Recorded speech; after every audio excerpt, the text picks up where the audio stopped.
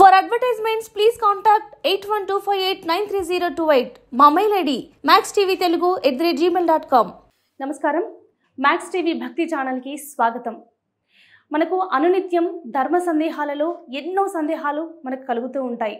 మరి అటువంటి అనేకమైన అత్యంత విలువైన సందేహాలను మనకి ఇవాళ తెలియజేయడానికి స్టూడియోలో ఉన్నారు శివరుద్ర సాధువు గారు. మరి గురూజీని అడిగి మనకున్న సందేహాలేంటో ఇవాళ నివృత్తి చేసుకుందాం. నమస్కారం సాధువు గారు. నమస్కారం తల్లి. మీరు అన్నట్టుగా శివుడి గురించి ఎంత చెప్పుకున్నా నిజంగా టైం తెలియదు. కాకపోతే చాలా సందేహాలు అనేవి అలాగే ఉండిపోయాయి. గురూజీ, పరమశివుడు అర్ధనారీశ్వరుడు, తన భార్యకి తన శరీరంలో సగభాగం ఇచ్చారు కదా. అయితే గంగమ్మకి తలలో కూడా పెట్టుకున్నారు కదా, ఎందుకని? వస్తాను చూడమ్మా. మహాముఖంటి పరమాత్ముడు ఓ సందర్భం ఏం చేశాడంటే అమ్మ, కళ్ళు తెరుస్తూ తండ్రికి 3 కన్నులు ఉన్నాయి.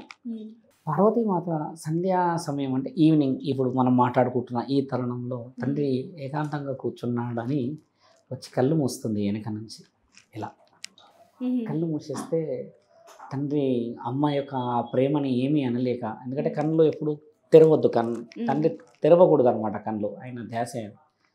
అసలు పార్వతీమాతని ఏదైనా అని కోపపడితే తల్లి ఆ ప్రేమ బాధపడుతుందని పార్వతి వదులు ఈ సమయం వలదు, నాకు కొన్ని పరీక్ష సమయాలు అని అంటే తల్లి ప్రేమతో అలాగే పట్టుకున్నప్పుడు తండ్రి ఏం చేస్తాడంటే, అమ్మ ఇలా పట్టుకున్నప్పుడు ఈ నొసలుపై కూడా చేతి వస్తుంది ఇలా, అంటే 3వ కంటికి కూడా అమ్మ చేతి పెడుతుంది. అప్పుడు తండ్రి, ఇప్పుడు పార్వతీమాతని నేను 2 కళ్ళు అయితే తెరవకూడదు, కింద ఉన్న ఈ కళ్ళు 3వ కన్నును తెరిస్తే సృష్టి లయకారకుడని ప్రమాదాలు ఉంటాయి కదా అని ఈ కన్ను అమ్మ ఇలా పట్టుకున్నప్పుడు పార్వతి అని ఒక్కసారి ఇలా కన్ను సైడ్కి అంటాడు. అంటే ఈ కన్ను తెరిచినట్టుగా అమ్మ కనిపిస్తుంది. అరే 3వ కన్ను ఏదో తెరుస్తున్నట్టు తండ్రి అంటే తండ్రి ఏం చేస్తాడంటే ఆ సమయంలో ఒక్కసారి గంగ వైపు చూస్తాడు, అంటే సముద్రం వైపు చూసినప్పుడు ఒక్కసారి ఎగిసి పడుతుంది ఆ సముద్రం. ఎగిసి పడ్డప్పుడు అందులో నుంచి జలేంద్రుడు పుడతాడమ్మ. ఈ తండ్రి యొక్క ఆ యొక్క చూపు అంత బలంగా పోతే ఆ యొక్క ధాటికి జలేంద్రుడు ఉద్భవిస్తాడు. తర్వాత నా తల్లి అప్పటికీ వదలదు.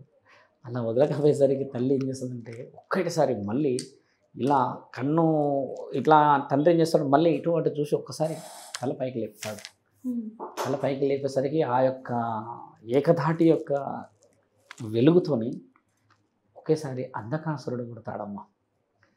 కళ్ళు ఉండవు అంధకాసురుడికి, ఎందుకంటే ఆయన పైకి చూస్తాడు.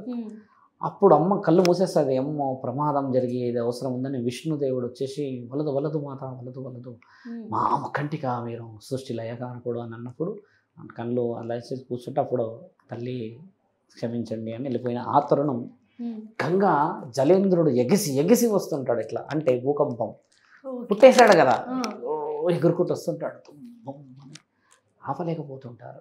ఎవరిని ఆపాలి? భూకంపం మానవాళ్ళకి భూమండలం, ఒకప్పుడు మండలం అనేవాళ్ళు, భూమండలం ఇలా రౌండ్గా ఉంటే దాని మీదే వచ్చేటి.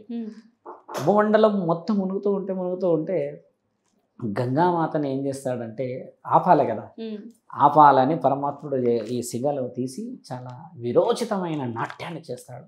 చేసి ఒక్కసారిగా గంగని ఇలా తీసి పైకి అన్నప్పుడు ఇందులో సిగలోకి వచ్చి చుట్టుకుంటుంది. టక్ చుట్టగానే ఆయన కట్టేసేస్తాడు, బయటికి దాటనీయకపోయేసరికి అమ్మ ఆయన యొక్క శారీరక సౌష్ఠవం, ఆయన యొక్క వీరాధిపతి ఆడే నాట్యాన్ని చూసి నటరాజ స్వరూపం కదా అని అమ్మ ఆనందపడి స్థిరపడిపోతుంది. గంగ స్వరూపం. అమ్మని పెళ్లి చేసుకున్న తరుణాలు వేరే ఉన్నాయి, అది మళ్ళీ చెప్పవచ్చు మనం. అప్పుడు ఓ సందర్భం సంధ్యా సమయంలో పార్వతీమాత అడుగుతుంది, ఏమయ్యా శరీరం మొత్తం నన్ను అర్ధనారీశ్వరుడి అనిపించుకుంటేవిగా ఈవిడని తీసుకొచ్చి నెత్తిలో పెట్టావు అంటే నాకంటే గొప్ప అని అమ్మ అంటూ ఉన్నప్పుడు తండ్రి కళ్ళు తెరుస్తాడు. ఇక తప్పదు, ఇకపై మాటల యుద్ధం జరిగితే స్త్రీతో మనము ఇబ్బందులు పడకూడదు అని పార్వతి మేము అడిగిన మాటకి సమాధానం చెబుతాను నేను. ఇహలోక పరలోకములలో మానవుడు చేసుకున్న మహత్తరమైన తప్పులు నా చూపులో దాచాను, అంటే మంచి చెడుని ఈ దాయడం చేత నేను నా పిల్లలని, నా యొక్క లింగాన్ని పూజిస్తున్న నా పిల్లల సాక్ష్యం, నేను వారిని సంహరణం అంటే మరణాన్ని చూడలేను. సృష్టి అనేది మునిగిపోతుంది కదమ్మా ఒక సమయం వచ్చినప్పుడు, చూడలేను. కాబట్టి లయకారకుడైన నేను ఒక సందర్భానుకూలంగా నా పిల్లలని నేను వారి యొక్క మరణాన్ని చూడలేను కాబట్టి నా యొక్క స్థితి గతులని గంగకు అప్పచెప్పాను. ఒకవేళ సృష్టిని ఉంచాలి అంటే గంగేగా ఉంచేది. అందుకని నా పిల్లలని నన్ను నిన్ను అందరినీ ఉంచే స్థాయి గంగది కాబట్టి నా పై స్థాయి. అందుకని పైన పెట్టి ఆవిడకి నేను విలువిచ్చాను, అవమానపరచలేదు అని అంటే అగ్గదిగో అమ్మ అప్పుడు దిగుతుంది మళ్ళీ గంగామాత, ఏమయ్యా ఎంతటి గొప్ప స్థానం నాది అని చెప్పి తల్లులతో పరమాత్ముడు నాట్యం చేసిన సందర్భము ఉన్నది. ఏకం చేసి మహారుద్రుడై వారిద్దరిని శరీర భాగాల్లో పెట్టుకుంటాడు. గంగామాతకి ఇహలోక పరలోకములో ఎక్కడా జరిగిన న్యాయం చేశాడు తండ్రి. ఆ ఒక్క మాట చాలదా? శివుడు అంటే లయకారుడిని పైనే నేనున్నా అంటే ఇంకా ఆవిడకి అంతకంటే బహుమానమే వద్దు. అందుకని శివుడు అక్కడ పరమశివుడే అంత నెత్తి మీద ఉన్న ఇంకేం మాట్లాడుతుంది.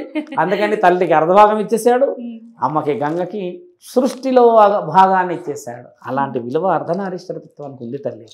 అదమ్మా నువ్వు అడిగిన అర్ధనారీశ్వరి తత్వానికి, స్త్రీ తత్వానికి విలువ పరమాత్ముడు ఇచ్చిన ఆజ్ఞకి బలమైన సూచిక. గొప్పగా వివరించారు గురుగారు, ధన్యవాదాలు. నిజంగా ధర్మో రక్షతి రక్షతమ్మ.